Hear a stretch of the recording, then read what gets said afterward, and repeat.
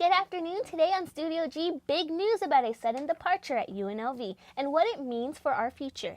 Also, how much the city of San Francisco had to cough up to make Bat Kids' dreams come true. And later, Shelly Sabito will sit down with Lloyd Sill from the Red Cross of Southern Nevada.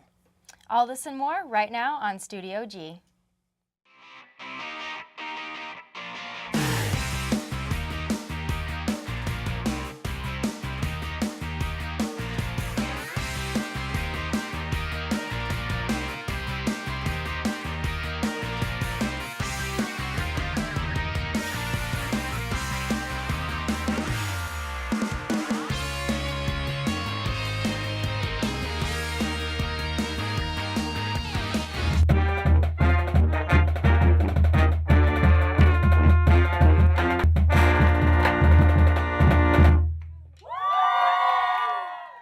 Good afternoon. Welcome to this Thursday edition of Studio G. I'm Tommy Laren. And I'm Alexis Ann. Well, we told you about it yesterday, but today it's official. President Samatris announced that he will be leaving UNLV in a letter to the UNLV community. Samatris said he was named the sole finalist for a position as the new president of University of North Texas. In the letter, he wrote that it is a bittersweet movement for him and he will miss the faculty, staff, students, and the community. His motivation for moving is to be closer to family. Samatris was appointed as the president of UNLV in 2009 and is credited with helping to raise a record-breaking $537 million for the university. A nationwide search is ongoing for a new president for UNLV. First, it was the typhoon in the Philippines. Now, a series of deadly tornadoes ripping through the states in the Midwest. Going into the holiday season, many nonprofits are needing your support more than ever. Reporter Shelly Salvito has more. Anytime a natural disaster strikes, charities like the American Red Cross of Southern Nevada are called to action in the need of help. They said specifically, lots of locals in Nevada have donated to relief efforts out in the Philippines after the typhoon struck. The Red Cross is able to respond quickly, oftentimes before a storm or before an incident, because of the generosity of the American people. Lloyd Sill from the American Red Cross says that money is the biggest need right now in the Philippines and out in the Midwest. When the Red Cross comes in and starts to spend money in the area, it helps lift up the local economy. When Typhoon Haiyan hit the Philippines, locally, organizations like the UNLV Filipino American Student Association are rallying to provide help to survivors. We currently have a website dedicated to collecting donations for the relief funds, and we've pretty much been trying to spread the word. Public Relations Officer for UNLV FASA, Ramon Poses, sees how organizations on campus are coming together to help those who need it the most. I feel very passionate, and I've met a lot of people that are very passionate in just helping in hand and really showing that no matter what goes on in the world, that we can all unite and work together. And that's something I want to promote on our campus and globally. On Sunday, dozens of tornadoes struck 12 states, tearing up homes and communities, leaving survivors at the mercy of aid from others. Usually, when there's an emergency situation, the person that's going to lend you a helping hand is not going to be wearing a badge. They're going to be neighbors, they're going to be family members, they're going to be people that live nearby that are going to be able to offer help first. That's For Studio G, I'm Shelly Salvito. Later in the show, Shelly will be joined in the studio by Lloyd Sill of the American Red Cross of Southern Nevada to discuss how your efforts are highly needed, especially during this holiday season. The Auditory Cognition and Development Lab on campus has a study for children to participate in. Reporter Christina Davies gives us more.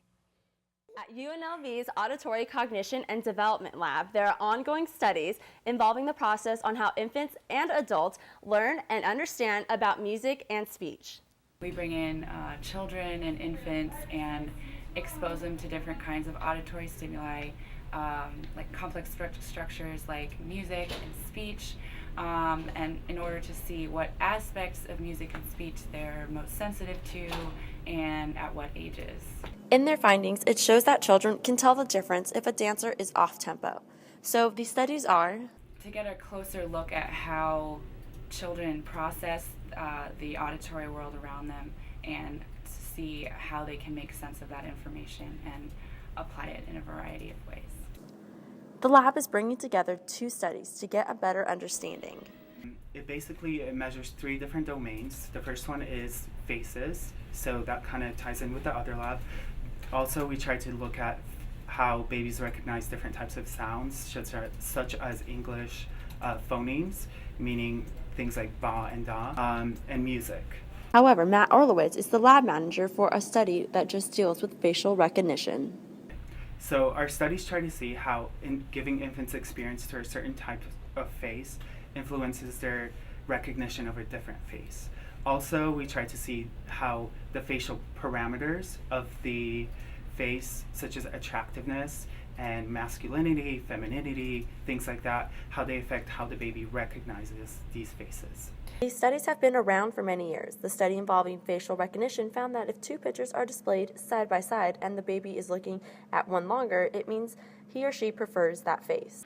For Studio G, I'm Christina Davies.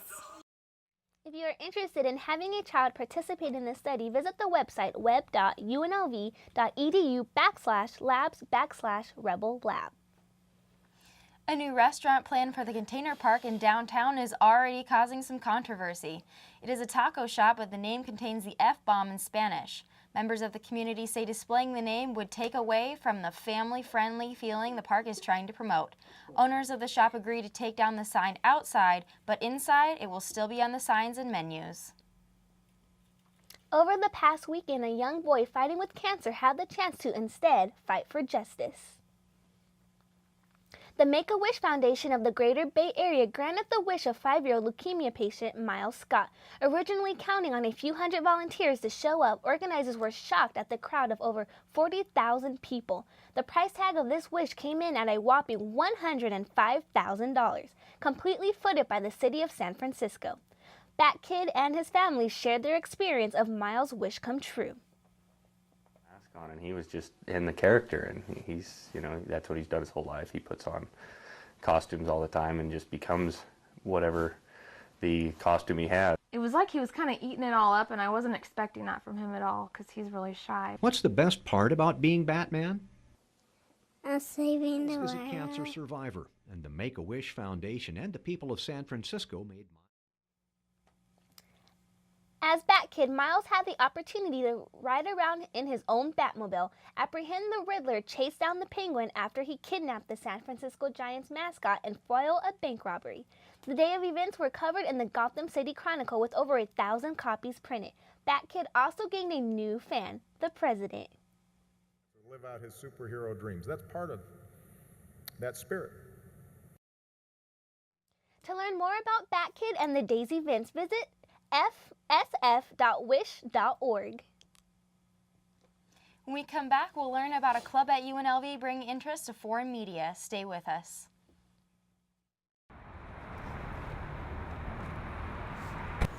You drinking tonight? No, not tonight. Well, give me a couple beers.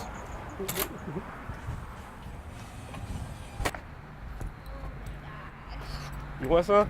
No, stop. Come on, just take a drink. No. It's just a drink. I have to drive us home. Can you good. even walk in a straight line? Yes, want me to show you? Oh, yeah, you're good. Man, what are you talking about? I got this. Just give me the keys, please. I ain't drunk, though.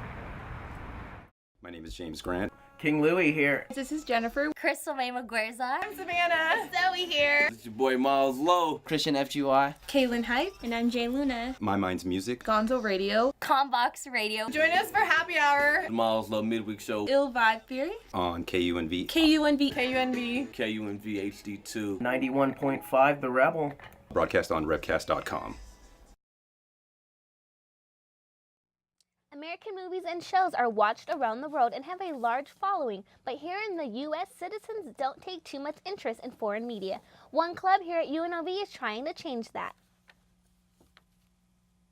The Asian Film and Drama Club at UNLV plays movies and TV shows made in Asia to make awareness of foreign movies in hopes of people to take interest in the different styles of entertainment that are shown outside the U.S. Membership is open all semester to UNLV students, faculty, and staff.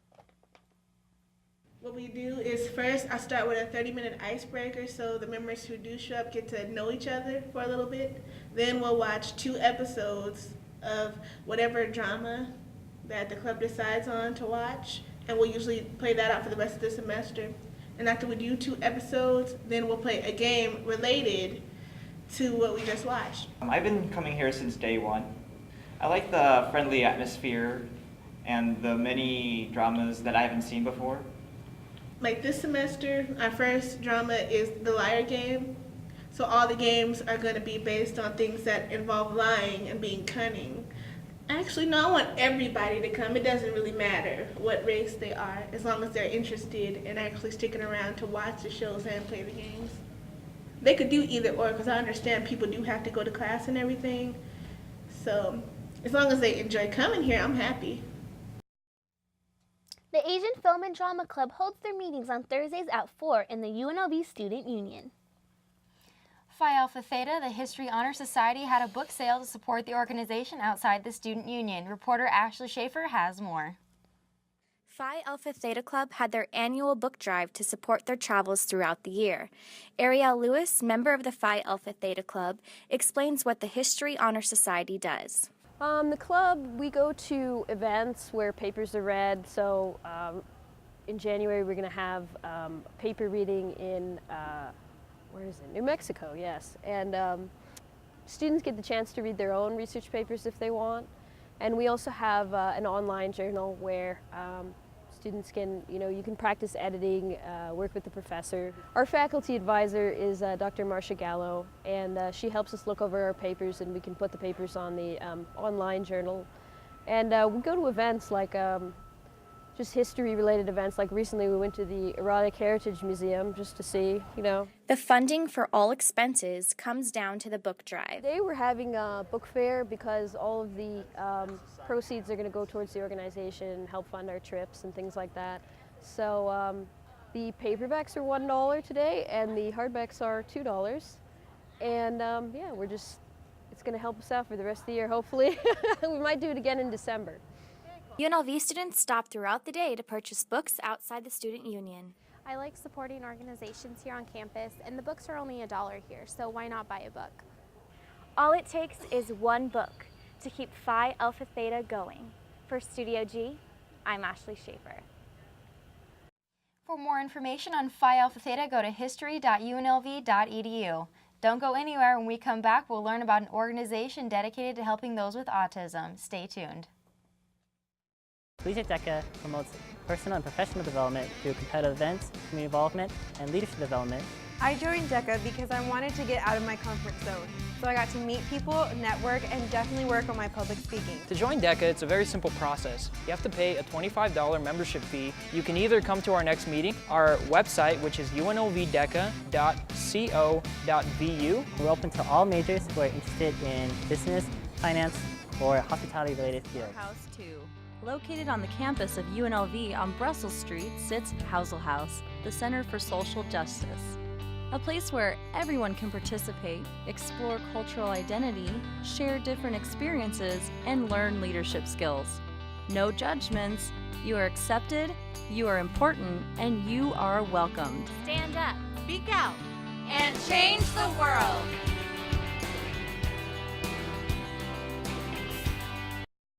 Learning proper social skills is very important in the autistic community. This week's segment of Let's Make a Difference highlights a special place where social skills are taught with a twist.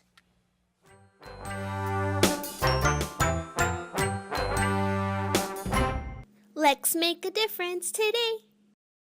Teach, encourage, and empower are 3 key principles of what Sports Social is all about. The program implements social skills and activities in a unique, fun environment with a primary focus on those affected by autism. We offer private skill lessons in the area of sports, music, and art. That's like learning how to ride a bike or playing an instrument or learning to paint.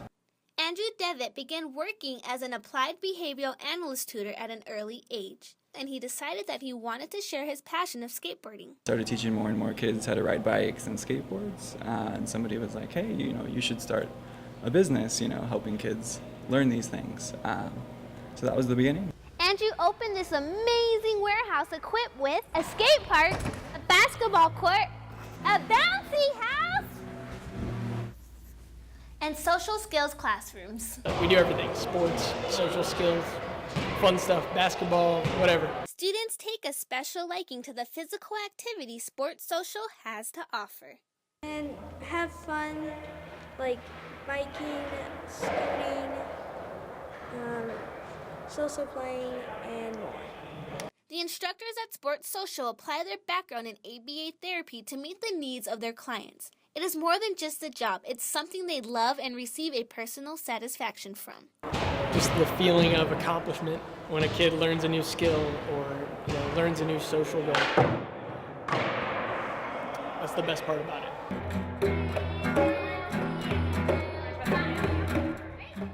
Was recently rewarded a small business grant of $100,000. The warehouse has received many changes with the money. Sports Social has had a re-grand opening last month. The vet sees a bright future for his warehouse and his clients. If you're interested in learning more about Sports Social, visit lvsportsocial.com. Now we'll send it over to Honey Love for a look at today's forecast. Honey? Thanks, Lexi. Get out those umbrellas because it's raining out here in Las Vegas. It's 60 degrees right now, winds of 10 miles per hour. The lows tonight will be down to 55 degrees and the sun will be setting at 4:29 p.m. You'll notice that the temperature is starting to drop in all parts of Nevada. 34 degrees in Reno, 46 degrees down here in Bishop, and 36 degrees in Tonopah. Rain everywhere. There's rain and moving all through parts of the southwest down here. Arizona actually is going to get hit with lots of rain, and New Mexico, there's possibly snow that's going to hit New Mexico later on this week. And also the Rockies will get hit with parts of the southern Rockies will get hit with snow as well. So there is a winter weather advisory for parts of the southern Rockies and the plains. Rain, rain, go away. Come again another day. There is rain everywhere, even down here in Miami. It's 83 degrees, but there's rain as well. Detroit is getting hit with some rain at 46 degrees, as well as New York at 57 degrees. Taking a look now at our extended forecast, Friday we'll be seeing some rains, possibly on Saturday as well. It won't clear up until next week, Monday and Tuesday, and then its temperatures are going to drop and there may be some flights delayed. So make sure you check if you're traveling for this Thanksgiving weekend. That's all the weather I have for you today. Stay tuned because when we get back, Shelly Salbito will be talking with Lloyd Zeal from the Red Cross. I think what a lot of people don't realize, we provide 1,300 hot meals a day through 3 of our kitchens. We have about 650 people sleeping in beds provided by the Salvation Army every night. We have 127,000 of people that we touch every year. It's huge, and people have no idea that we do more than have thrift stores and ring bells at Christmas. My name is James Grant. King Louie here. This is Jennifer. Crystal May Maguerza. I'm Savannah. Zoe here. This is your boy Miles Lowe. Christian FGY. Kaylin Height. And I'm Jay Luna. My Mind's Music. Gonzo Radio. Combox Radio. Join us for Happy Hour. The Miles Lowe Midweek Show. Ill Vibe Theory. On KUNV. KUNV. KUNV HD2. 91.5 The Rebel. Broadcast on revcast.com. Welcome back from the break. Today I'm joined with Lloyd Zeal from the American Red Cross Southern Nevada. Thanks for being here with us today. It's my pleasure. Okay, so with all of these devastating things happening in the Philippines and the Midwest, what kind of efforts is the American Red Cross doing right now? You know, the American Red Cross responds to 70,000 disasters just in North America every year. So the American Red Cross is there to provide help and shelter, food and clothing for people when they are affected by disaster, no matter where they are. So we use our network of Red Cross chapters around the country to be able to support the people in the Midwest who have been affected by tornadoes. So what we'll do is that we will use our Red Cross network to get workers there. Right now on the ground there's over 400 Red Cross workers there in Indiana and Illinois. There are 40 Red Cross shelters open. There's 20 Red Cross shelters open. 40 people have stayed overnight as of last night in those shelters. So what we do is we find people shelter, food and clothing for their family. And then we have caseworkers that work with them to start to help them find services and find supplies and things that they need to start to rebuild their lives. So what's true here in America is also true of our international Red Cross societies that are all around the world.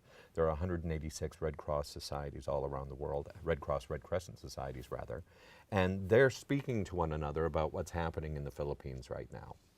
So some people from American Red Cross went there to help with logistics and telecommunications. That's what we're good at. There are some Red Cross societies from other countries who are good with response after mass care, something with a mass care situation in it. So everybody kind of comes together and brings their field of expertise to come and help when a nation calls for other people to help them. So what kind of efforts are we doing here in Nevada for the Red Cross? Here in Nevada, we're raising money because we have made, the American Red Cross has made a pledge to the Philippine Red Cross of $11 million. Around the entire world, the International Federation of Red Cross, Red Crescent Societies has pledged a gift of right around $80 million to help with this response in the Philippines. Now, responses to disasters like this are never short, and this will be something that will last a year, 18 months or longer. So that money that the Red Cross societies raise will help people not only get their lives back together, but it will also help them find, for example, with Hurricane Sandy that we had, we're helping people find low-cost loans to help rebuild their homes and things like that. So depending on what the situation needs, based on how the disaster happened, that's really where the Red Cross focuses their attention. And you know, like a lot of people are skeptical about giving money donations. So why is it better than giving item donations? You know, that's a really good question. You know, people are good and people want to do something. You know, even when we get worried, you know, we want to clean or cook or pack something. So when something happens to people in a certain part of the world, they want to do something. They want to buy and they want to put something in a box, and they want to tape it, and they want to say, I'm sending this to so-and-so, and there, I've done something. What happens there is that takes time, that has to go through customs, that has to then be shipped and sorted and stored, and it might not be something that they can use. Even here for disasters in the American Red Cross, what we do is we send money, and then we put the money into people's hands, and then they can use it on what it is that they need. So if they need, say, school supplies for their kids, they can go out and buy that. If they need food, they can go out and buy that. For us to collect things like sweaters to send there, it's not something that they can use. So it gets there faster, and it also supports the local economy.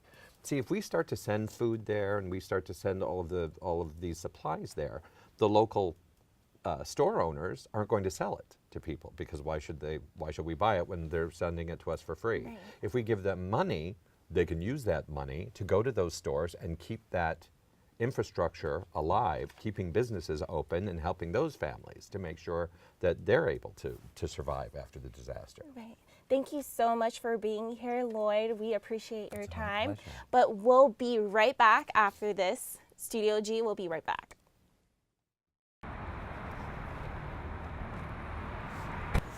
You drinking tonight? No, not tonight. Well, give me a couple beers.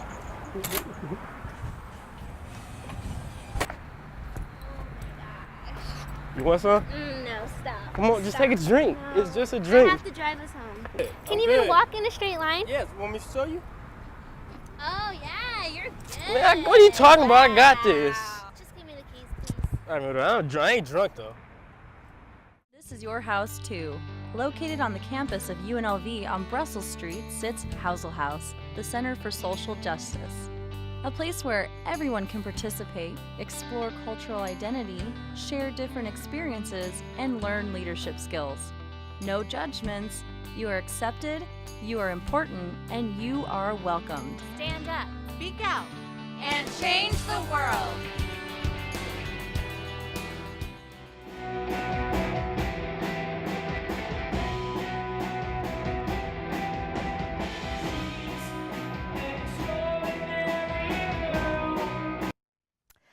Hello and welcome to Sin City Streets. I'm Honey Love, and every week I keep you updated on what's happening right here in the entertainment capital of the world.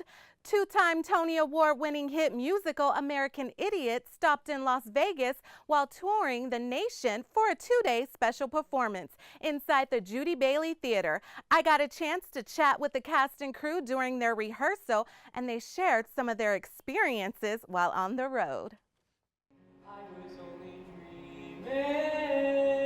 In 2009, with a 19-member cast and 8-member band, American Idiot the musical was born. Selling out to crowds and breaking box office records at the Berkeley Repertoire Theater in California, the New York Times proclaimed it as a rock opera. The show would then go on to play at the St. James Theater in New York. However, declining ticket sales on Broadway led to the launch of American Idiot's first national tour back in December 2011. Many people wrote it off and said it wouldn't have a life, but there's a real hunger for it. It's a great story. It's incredible music and dancing. And converting a massive Broadway structure into something that could move from city to city wasn't easy. The Broadway set contained walls over 40 feet tall, whereas the walls on tour are only 23 feet tall. Although compromises had to be made, performing inside an intimate venue created a deeper connection with the audience. It brought it to a human scale. And so unintentionally, we had to reduce. The happy accident was that as impressive as that Broadway set was, our set in many ways it tells the story better. American Idiot tells the story of 3 lifelong friends forced to choose between their dreams and the constraints of suburbia. Based on Green Day's Grammy Award-winning multi-platinum album, American Idiot, this show isn't your usual musical.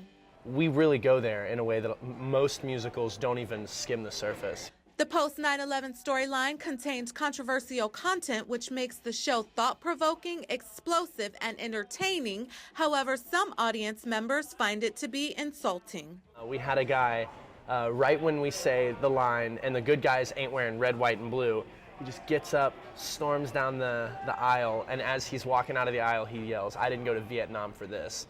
Jackson says that although the content of the show is a lot for people to take in, you have to go down that dark road in order to connect with the characters. All proceeds from the special 2-day performances went to the Nevada Conservatory Theater at UNLV. American Idiot is performing tonight in Bellingham, Washington, and they will end their tour in Denver, Colorado in May 2014. For tour dates and tickets, you can go to AmericanIdiotTheMusical.com. Like always, I got the key to these Sin City streets. I'm Honey Love, and you know I got you covered. Well, that does it for today's show. I'm Tommy Laren. And I'm Alexis Ann. Tune in tomorrow for the Week in Review with Studio G Magazine. Have a great day, Las Vegas.